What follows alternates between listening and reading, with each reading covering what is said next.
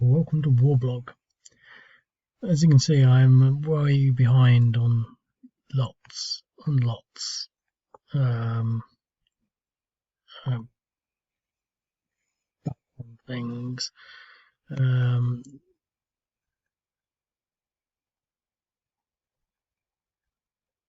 Yeah.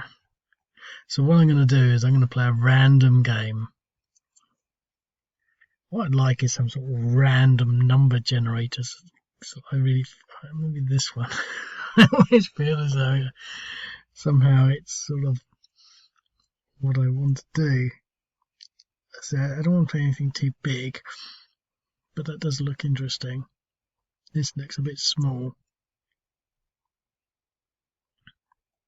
Let's see game.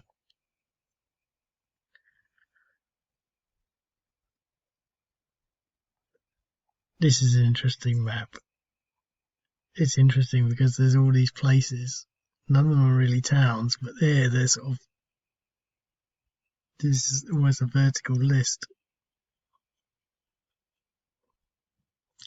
Syrian Arab Army advance on ISIS in eastern Hama. So basically what they got to do is take this hex here. Well, let's go for it because I don't want to be playing for too long.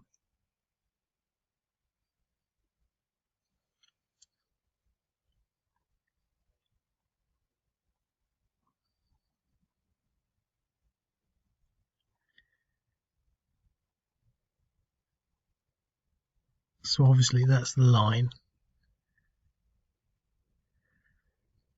And obviously all we've got to do is take this hex.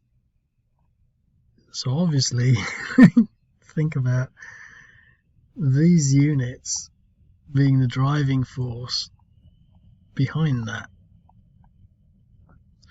with these units doing little else. So the question is, do I want to try and destroy everything, or do I really want to just try and take that? So I think I'm just going to try and take that with the option of going further. So what have we got in there? 3 irregular units with not a lot anywhere else, but there's these irregular, insurgent, irregular.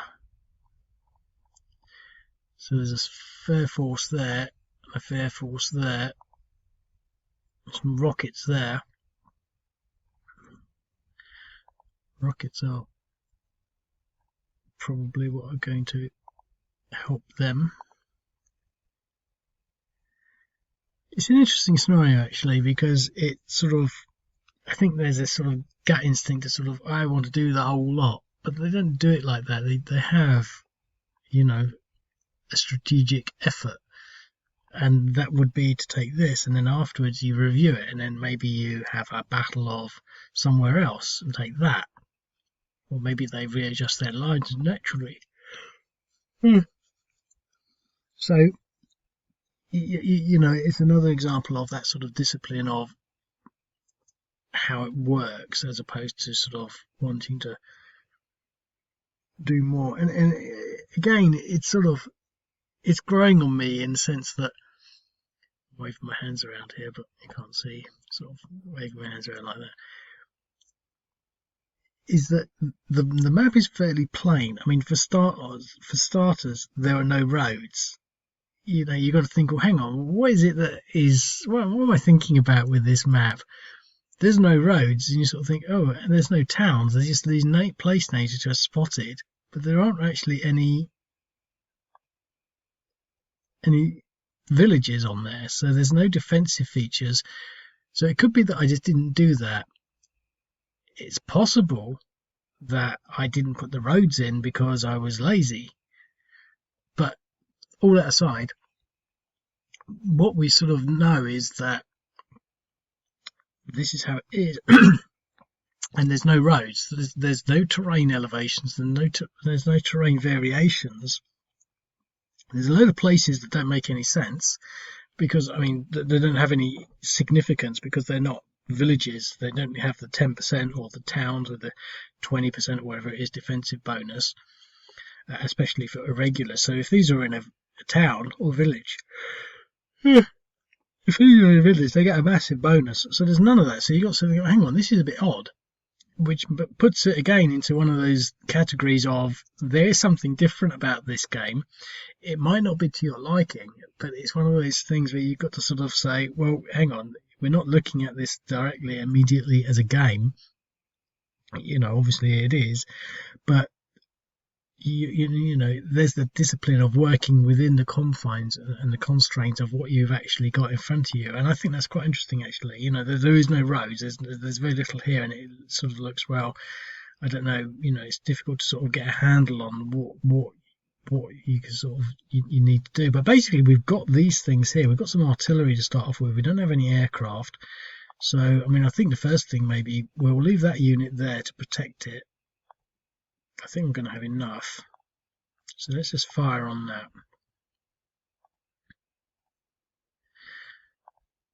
Seems quick. I think that's because I just restarted my computer, which is a rarity. I hate restarting my computer. It's nothing worse than restarting my computer. I had to restart it actually, because Microsoft, it destroys computers. I don't know why they bother. They might just send you things that don't work. They can continually sort of updating the system. I mean, you can't see it here, but I've got a your device needs to restart to install updates. No, I don't want to install updates.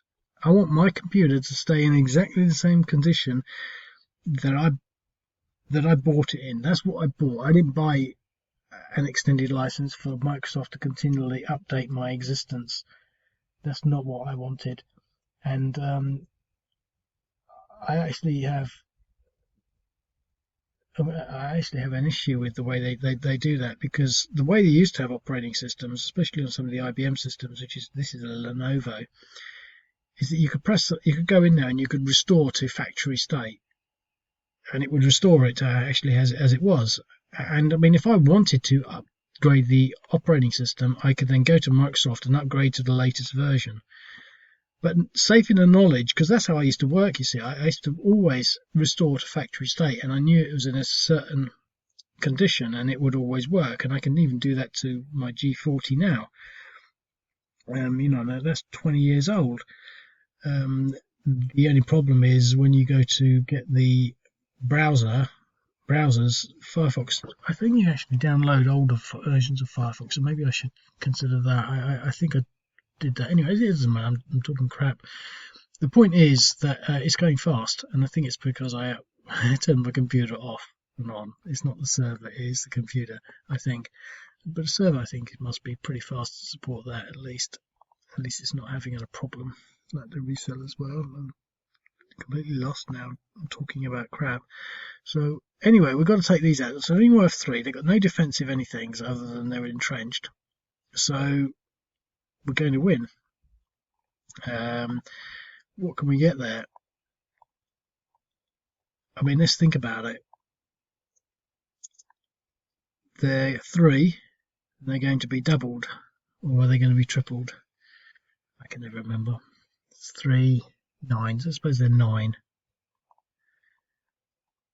Plus they've been hit, so that's 10.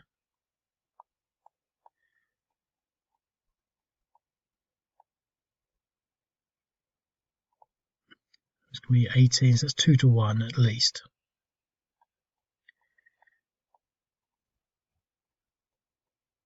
Oh, rockets.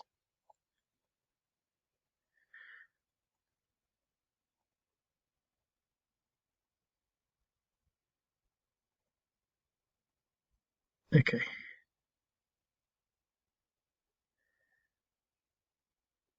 I wonder if they're going to be 9 or 6. It'll probably be like 8 or 5. Let's just do it.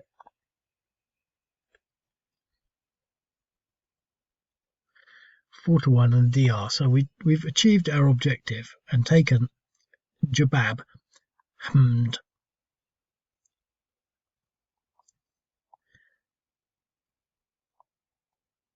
and we've taken it. And we can hold it because there's more than 6, so they won't be able to do any counter-attack. So we've won the game. Or have we? You see, this is where it gets interesting, or not interesting, because I don't think that ISIS can really do much. Now, these are probably stacked up like that for the reason that they are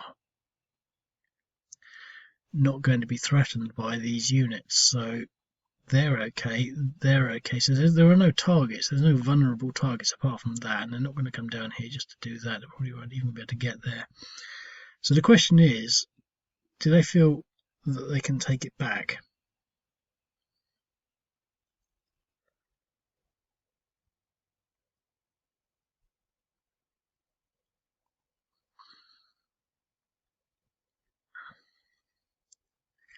I wish I hadn't talked about my operating system now. Whenever I look at videos, I always regret. No, I don't regret it, but I always think it's better if you just play the game. In actual fact, is another thing that I've sort of come to observe about my own behaviour, so to speak. And it's a strange one, really, because I think in certain times you sort of think, oh, I don't know. You start to become, well, maybe not start to become. I think that the tendency to become reactionary comes to the fore, and I think, for example, I was looking at a travel blog because I wanted to know how they were doing. I thought, wow, these bloggers that do travel blogs must be not doing very well because of the coronavirus thing. And I did a sort of search and found someone that written a blog about, the effects that it's having, and he was fairly pragmatic about it all, but painted a fairly bleak picture. But he said he was sort of found things to do, and I think I can't remember what he had he created a blog page, a post about how to be a travel blogger, which is one of those things that sort of thousands of people do these things, but it has a sense. I don't think it's something that I should be too critical about, but it has a sense of sort of desperation in the sense that he hasn't got anything to do. I think he could have probably done a lot more by reculling some of his older trips and reviewing some of his older trips in ways that he maybe hadn't done before. I don't know. I didn't really pay much attention. I just read through his blog, and he had lots of posts on how his traffic was just dropped off in March and then picked up a bit, but just basically stopped because his whole site was all about getting affiliate traffic through people booking things. So people would go to his site and they would see an advert for holidays. They click the advert, go there, and they buy a holiday or buy a flight, and then he'd get an affiliate fee. And I think that's how he was doing things. And so he was basically talking about how it all dropped off. But the point I'm trying to get to here is that a lot of people doing things, and they're affected in certain ways, either because of the COVID or just general things. In particular, I should really just get on with this. Really, in particular, there's a comedian, and I can't remember anything about him really, other than he did a comedy sketch about Brexit. And being in a Burger King and how it was similar, and apparently the system didn't really like that, and he stopped getting gigs, and it affected things. And now he's sort of got a fairly sort of, I don't want to say unpleasant, but uncomfortable YouTube channel, because he's actually quite a good comedian, but he's now not a comedian because he's not getting the gigs, and he presents quite a crappy YouTube channel that is full of sort of quite unpleasant undertones, mainly because he's pissed off.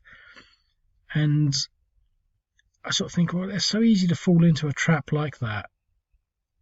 I mean, I start projects all the time, and it's so easy to fall into traps like that with the sense that you want to rant and rave and you create something. And I think the point I'm trying to get to is my site doesn't have weird crap on it.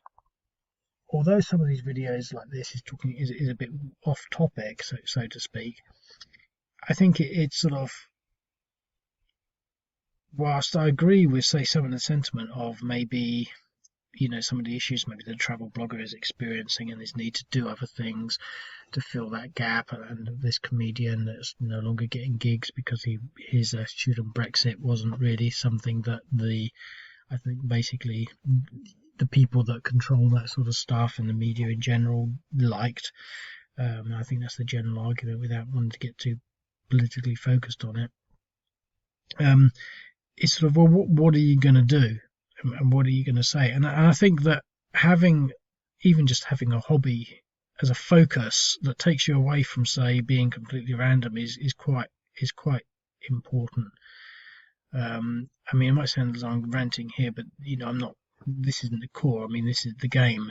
I'm producing these games, and because what happens is, I think the cool thing that I'm trying to maybe convey, and to the listeners that might be interested in this thought, because it is relevant.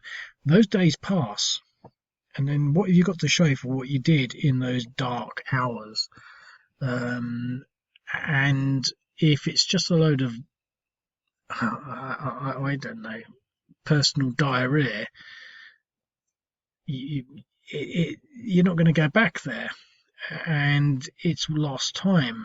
And I think if you can apply a discipline to whatever activity it is, for example, you might be an artist and paint.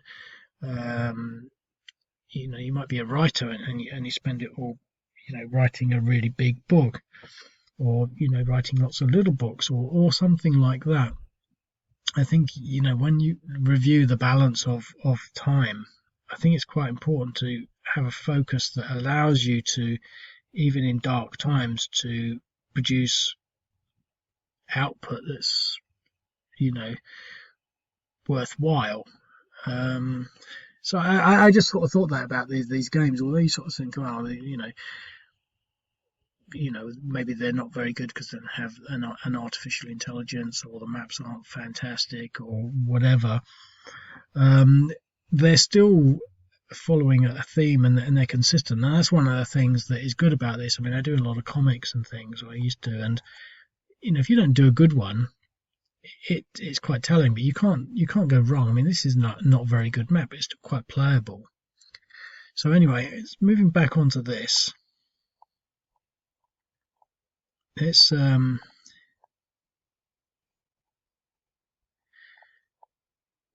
Let's get these insurgents into play.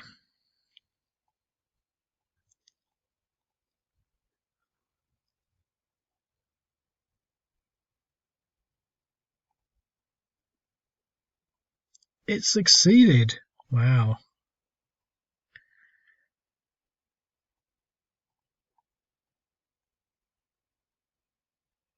Three. Let's go for it again. Fingers crossed. Car bomb. It succeeded as well. Okay, well, let's get them out of the way.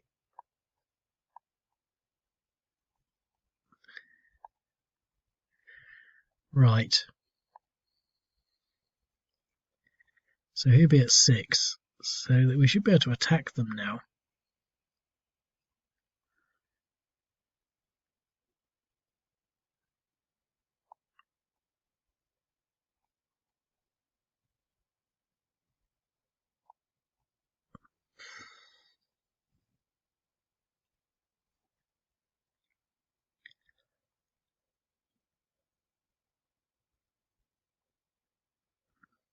Might as well throw everything in there.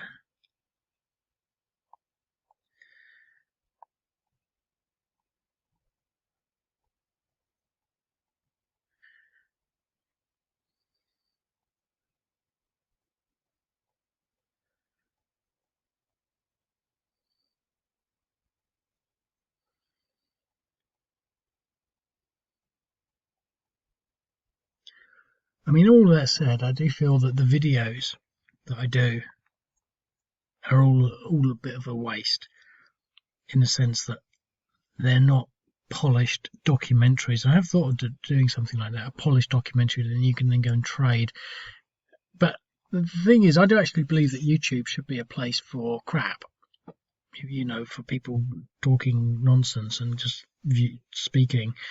So that's something I do feel quite strongly about, because there's a lot of pressure to polish things up, and when there's no requirement, when they're better unpolished. But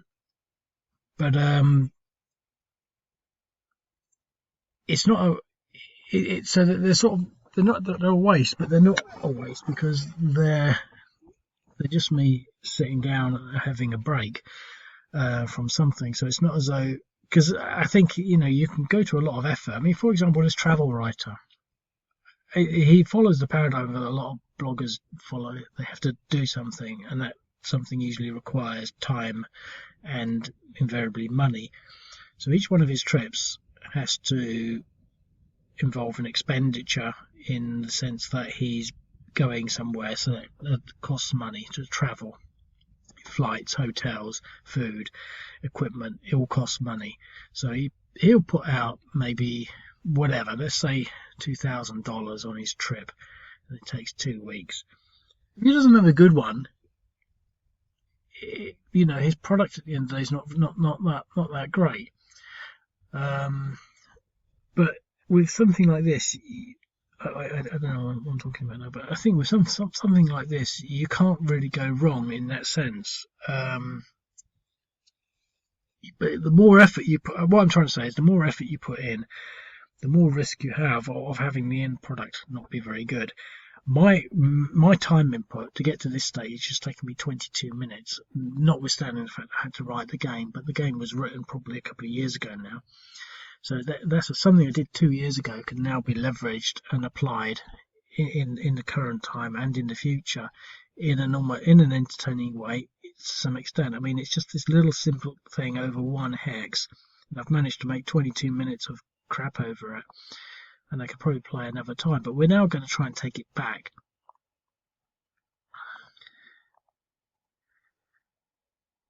It's also something else I spotted across YouTube. It seems there's a direct correlation between the amount of faffing around and money spent and the amount of return you get. And sometimes I wonder whether or not, because I really have to spend much money making my videos, maybe that's why the YouTube doesn't bless me with traffic. Oh, that was not good, because they were over the limit, so to speak. We didn't get the bonus, basically. We just got a 1-to-1.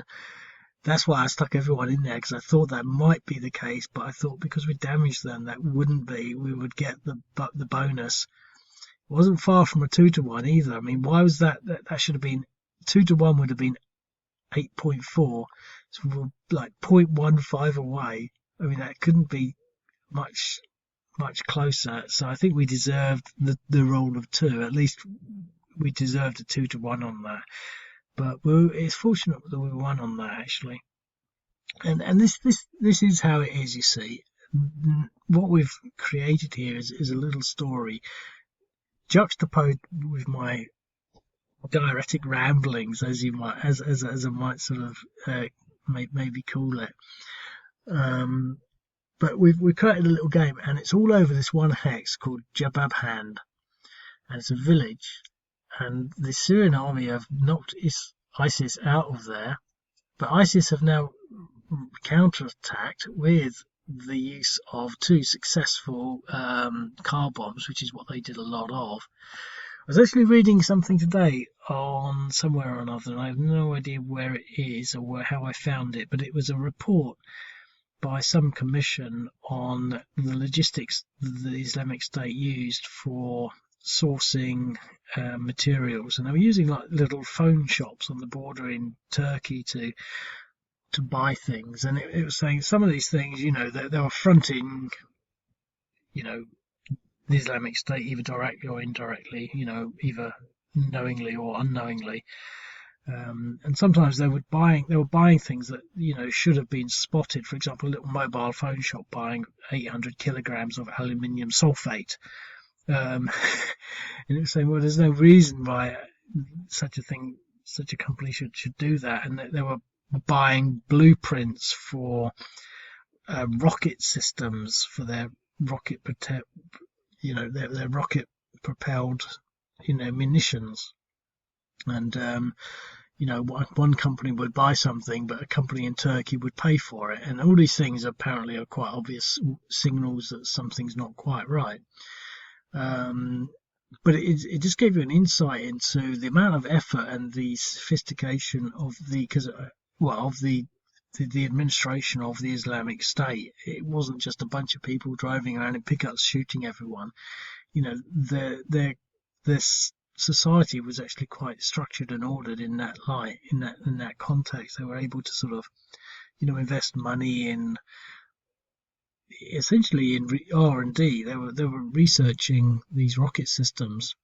But what I'm saying is, every little action that happens is, has a story behind it. I mean, this Jbab hand situation that we've just hit, basically, in the first light, it was real. So something actually happened here. I haven't actually had a look at it, but in this simulation here, again, it's real. Again, in a sort of role play fashion, and so we're going to actually take that back.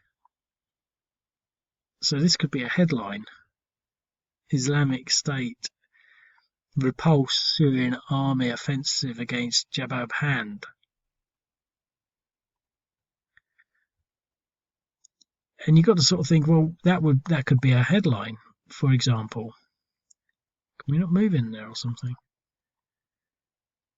Possibly not.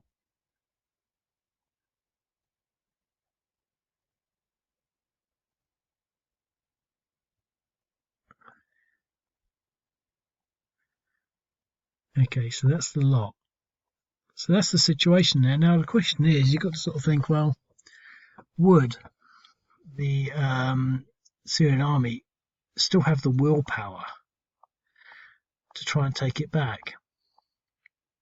Because that's the thing that's lacking from these games, is the sensitivity of the humanity behind it all and the willpower. Especially in the early days of the Syrian civil war, the Syrian army, the actual troops, were not actually the keenest to get involved. I mean, once something sort of didn't go in their favour, they were probably as likely as not to give up. And they've just been repulsed. How much have we got there? We can't move any further.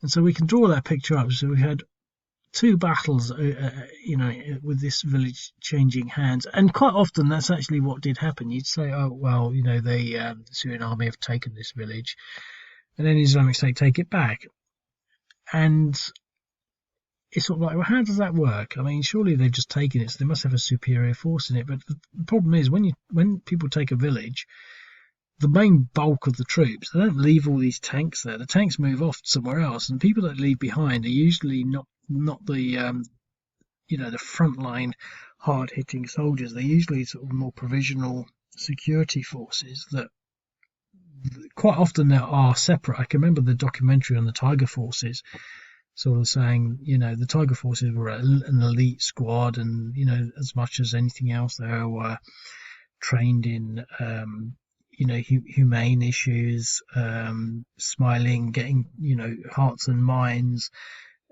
making sure people feel comfortable that the Syrian government had re-intervened and had rescued them from the Islamic State, and they made an effort on that front. But when they left, the military police, so to speak, or the military presence, were usually sort of grimmer. Well, I don't know what the correct word is, but they would steal things. They would tax people.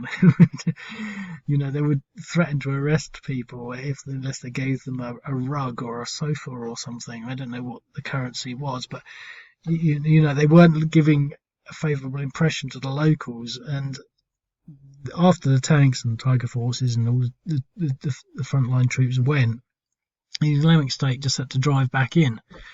The troops that were left behind to guard, not being the best, quite often just ran away, and that's how it worked. And I think that's how it worked. So that's what's just happened there. But I think they had to fight a little harder for it. But we've got rockets, but I don't think they're going to get anywhere. 1, 2, 3, 4. So let's just see whether we can. Nope. So that's that really. So, Syrian Army. Well, the fact of the matter is,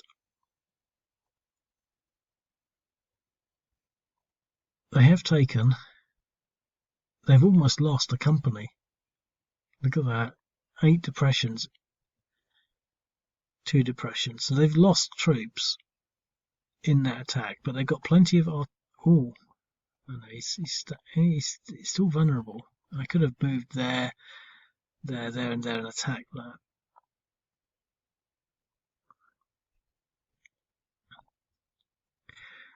So Syrian Army are going to use their rockets and artillery to pound that village, which of course is always one of the advantages that they had. So these units have been attacked. They probably don't need much to move in there because they're not even entrenched, so they're going to be worth 2. So this stack, we're going to leave this unit, especially the one that's on 2, to recover. So the 2 motorized are not going to be involved. But well, let's put it this way: with these, we could have 1, 2, 3, 4. We'd have 4 to 1 plus the mechanized benefits. That'd be a 5 to 1, possibly a 6 to 1.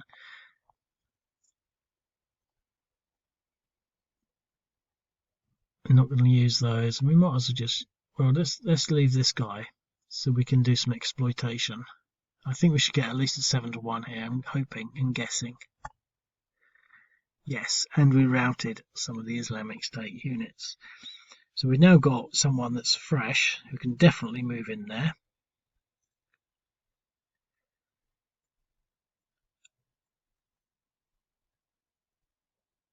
Now, what do we want to do with him? I think we should go there, and I think we should move these units here and take out this stack.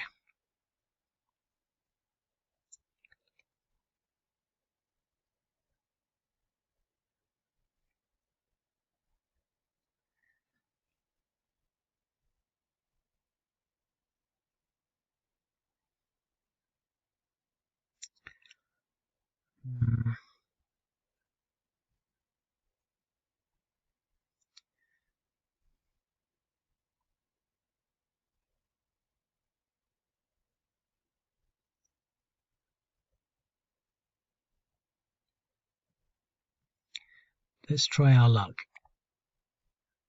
Yes, we're lucky. But we can't move and advance on that. So then I was going to use these on that.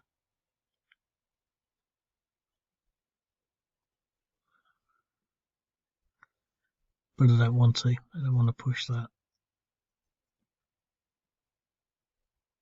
Well, everything looks as though it could be defended, so let's throw the ball back over to the Islamic State. So the question is, do they want to attack again? And I think not. But that's the situation, really. So the story is the village was exchanged hands twice. We could possibly try to attack again. We didn't move him down.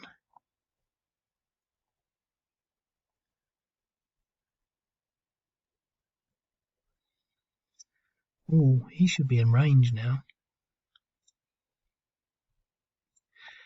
Let's see if we can do anything there. We can hit these as well. 0.5.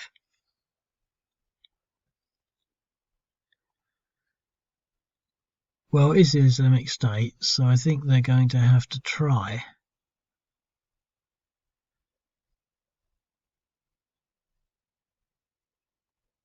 Well, we might be able to attack that stack there, look.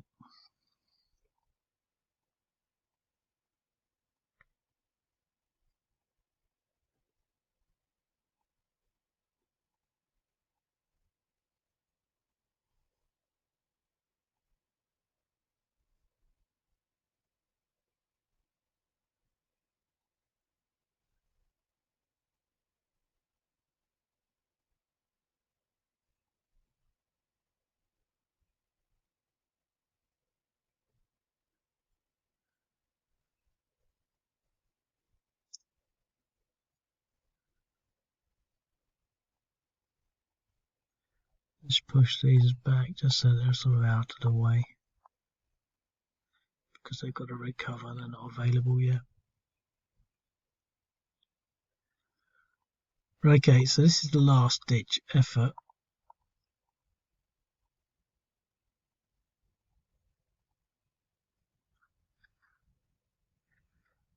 But before I do that, so they've got plenty of movement. I'm going to attack this stack first. Because if we can destroy that motorized unit,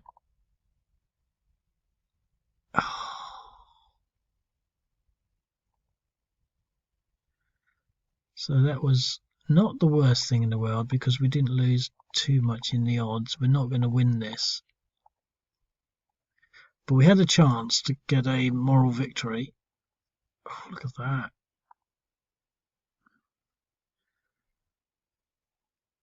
But we've inflicted some damage against all of that.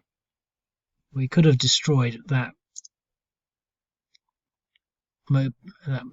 motorized company.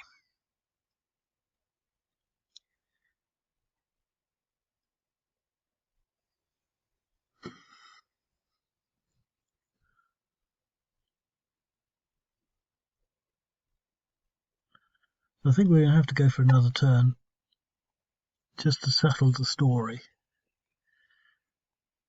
because they've got to do something about this stack here and enforce, say, a perimeter around the village.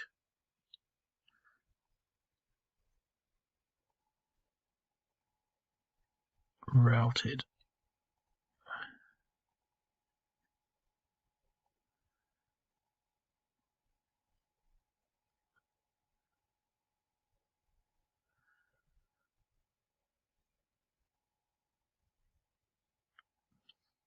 Okay.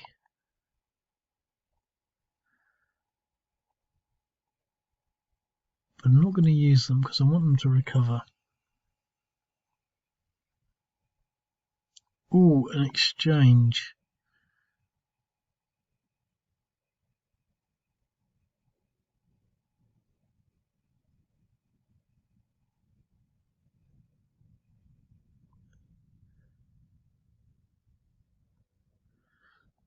They're a tough stack. So I'm not gonna do anything. I don't want to. I could go for that, but that would be like a 2 or 3 to 1, and run the risk of doing some damage to the armor.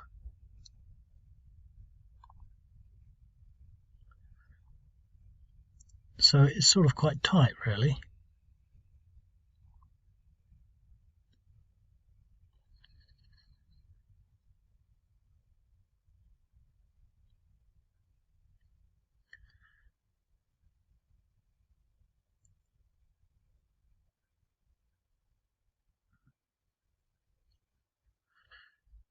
So we can attack that.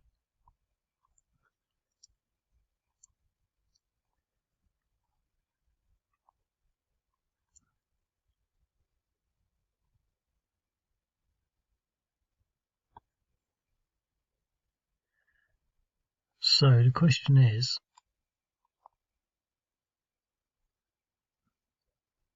do I want to go for that moral victory there, Or do I want to throw it all in to get the town back? I think we've got to do the town.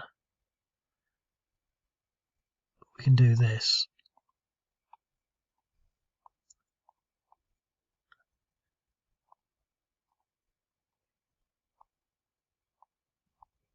So it's a heated battle.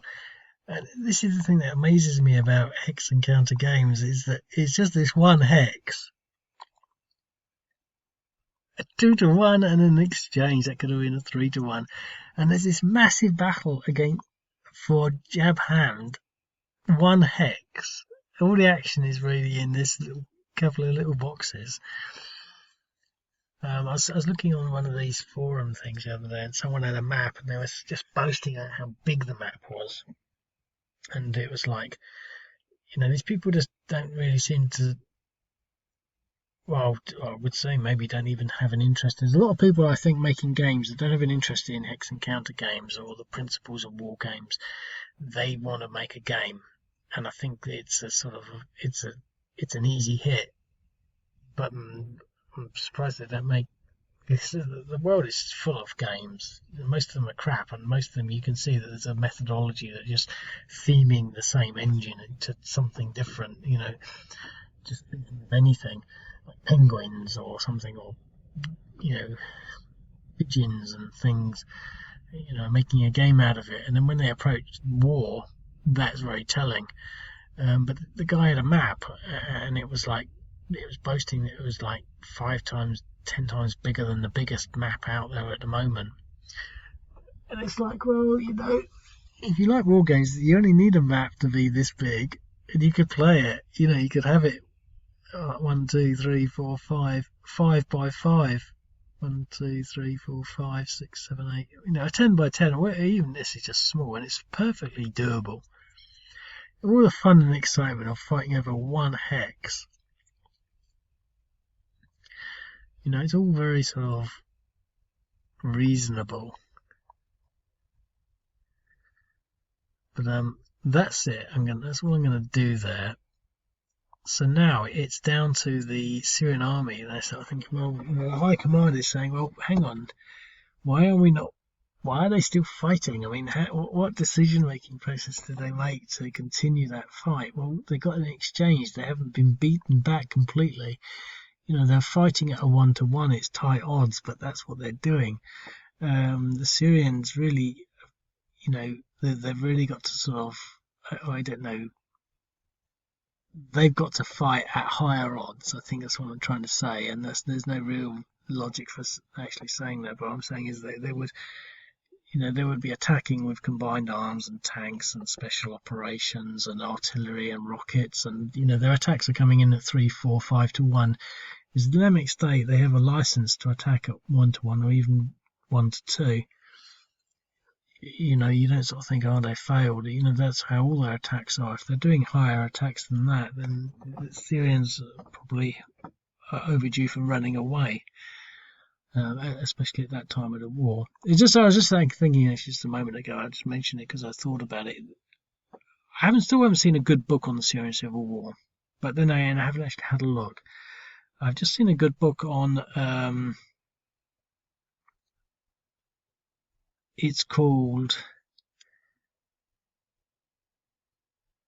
Rise Up and Kill First. It's about the Israeli assassinations of opposing people. And it looks quite interesting, actually. And it struck me as something that I'd like to buy, but I don't have any money, so I can't. But I looked at it, I thought, yeah, that looks good. It looks complete. It goes from like 1972 to all the way up to sort of 2018. And sort of think, well, that's interesting. That would be a good read. I can consider reading that and actually sort of wanting to read it and devour the information. But I quite often look for books on war and I can't find anything, and so it's a bit of a weird thing, but I'm going to have a good look and see if I can find any books on Syrian Civil War. Now it's sort of over, you might think that there'd be a really good book somewhere out there with all all the battles in it and all the minutiae of the toing and froing of forces, not just a political thing, just the battles. What Warblog is all about, and hopefully something like that will materialise. But anyway, I haven't seen anything. I'll have to have a look. But that's what we've got here. We've got an epic battle over Jbab. The Syrians have now got to try and get rid of the Islamic State. So they've routed that unit. I was actually looking at another thing, and it was a picture of a dead Islamic State person, I think. I think it was actually. And I think it was from the Egyptian operations, the counterinsurgency, recent Egyptian counterinsurgency along the western border with Libya. And again, I saw the picture. You see them quite often. Obviously, they blur out the faces and the bloody bits. But what you quite often see is they lift up they undo their trousers and lift up their tops, and you basically see their abdomens.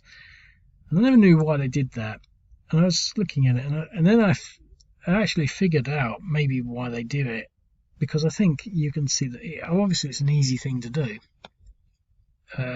Ideally, you'd be looking to see their chest, but I think you can see whether they're breathing. I think that's why they do it, so that they lift them up so that people who might come by will know that they are dead because of this sort of signature positioning of the clothing to indicate that they have been dead, and if there are any uncertainty, they can see at a quick glance whether their stomach is moving. Because I tried to do it. I thought, could I breathe without moving my abdomen or stomach? And I think it would be pretty much impossible. And I think that's why I do it. But that's just an aside, really. So we've spent our artillery there. We don't really want to use this because we want to try and recover. But should we? I mean, we're not going to get a huge amount, but we've got to sort of fight them. So I think we're going to throw everything in, because I only wanted a little game, but I'm going to use these. And we got the DE. Got the result. And here I think we should combine our arms. What's in there? A lot of that is damaged, but we've got enough for 2 attacks, so we'll do a combined attack on this.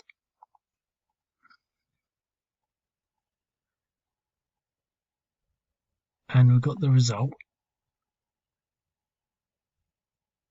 And we're going to advance, support this attack here.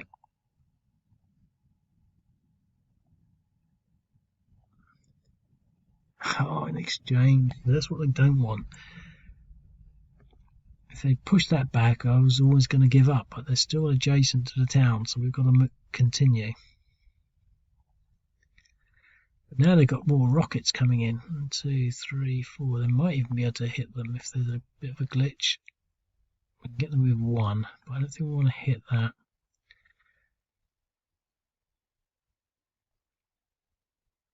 So we want to be going for that and see whether we can hit it. Might be able to do something good. Oh, that was good. Oh, that was very good. Look at that, a 3. So he's at 4.8, 4.6. So the Islamic State are really trying to hang in there.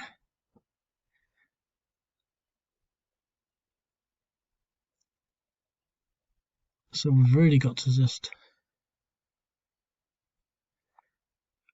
I'm not going to use that one because he's presumably dug down there for a reason.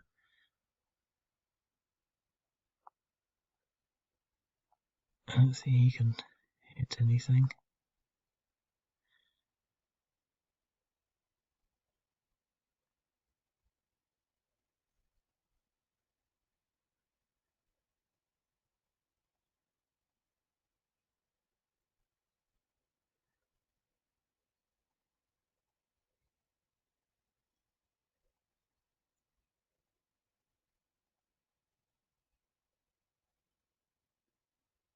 Oh, look at that. 2-1 and a DR.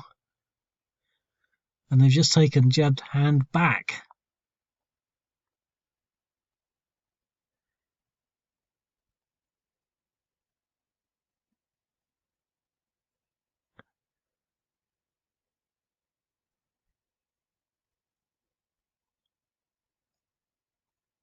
Let's bring in the reserves. And now they've cut this unit off. We've got enough to maybe do an attack here, because we really want to eliminate some of these units. I wasn't expecting this. An exchange. I mean, this is exciting, in a sort of general sense. I don't think we can attack that, but they're cut off, you see, look at that.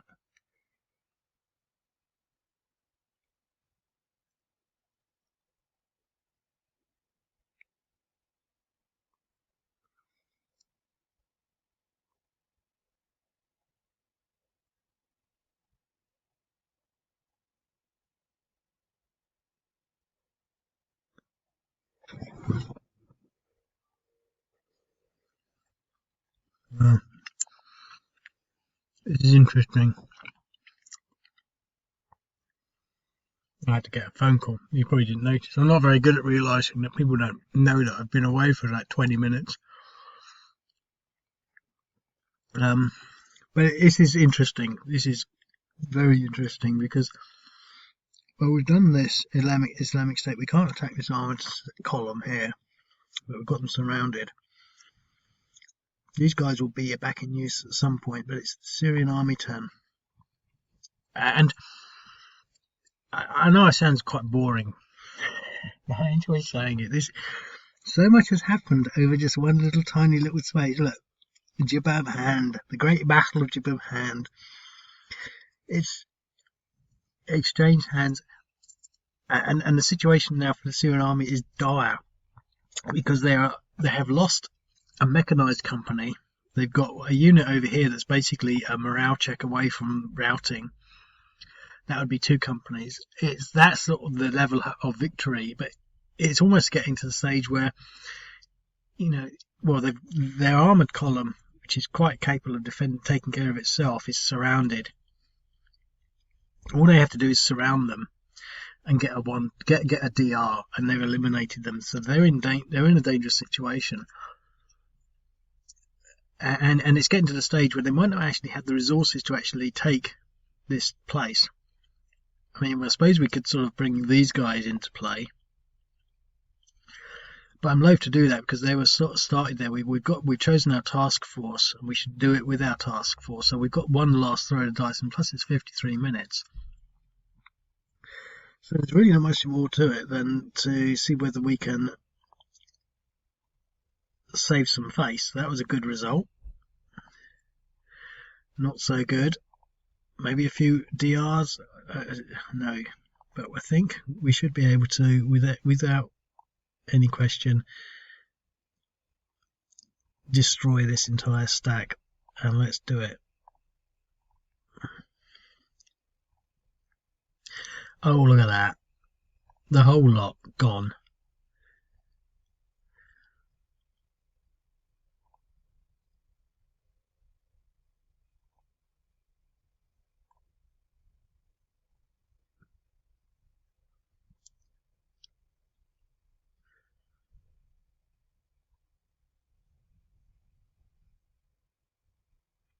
Okay, let's try it like this.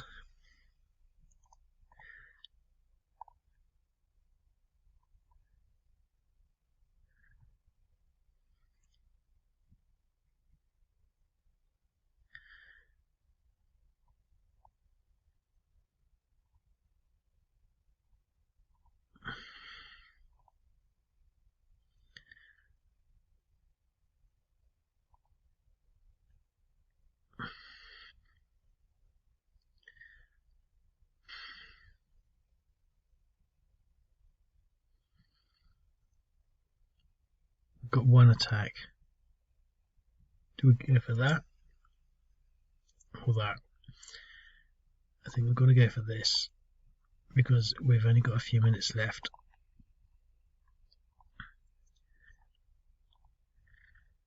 Right, so we've now pushed back. What a turnaround.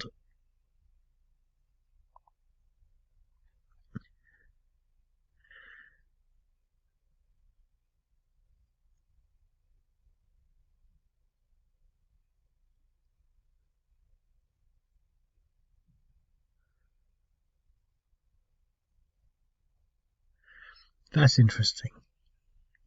The reason being that they can actually possibly. I mean, they could have got a DE on that. I mean, that took them up. That would have been a 19% chance of a rout.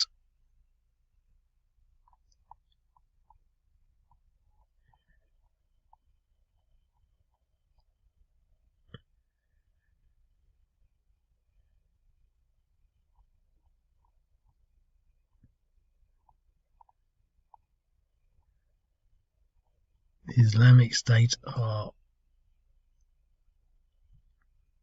fanatical, and they've pushed them out. And they've taken it again.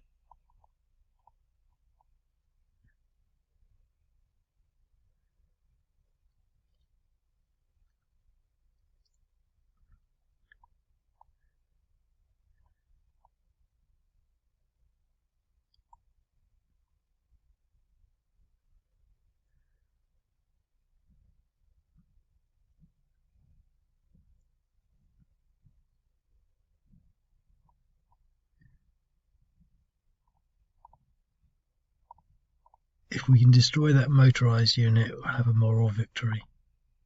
No, an exchange. I'm going to leave it at that.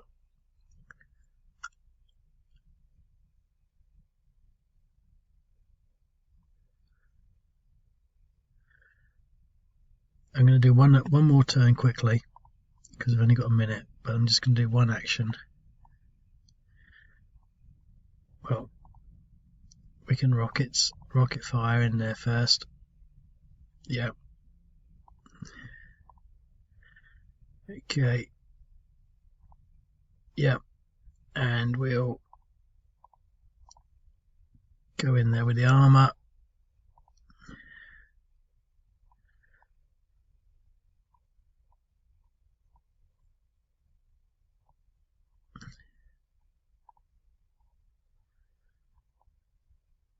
Yep. And lastly,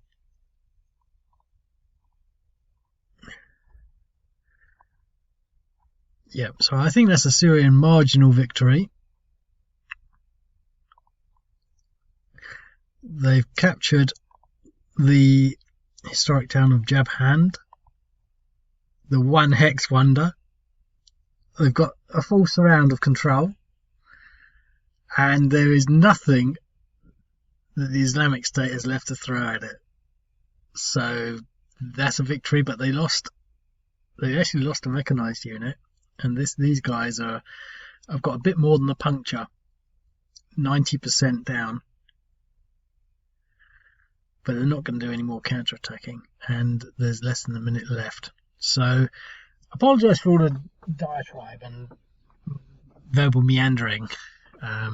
Sometimes I'm a bit like that. I think it is definitely something to avoid. But hopefully you enjoyed that game, because I did, and feel encouraged to play it yourself, because you can have a lot of fun with just these singular scenarios, in such a short amount of time. Anyway, I'll leave it at that, and I'll speak to you later. Cheerio.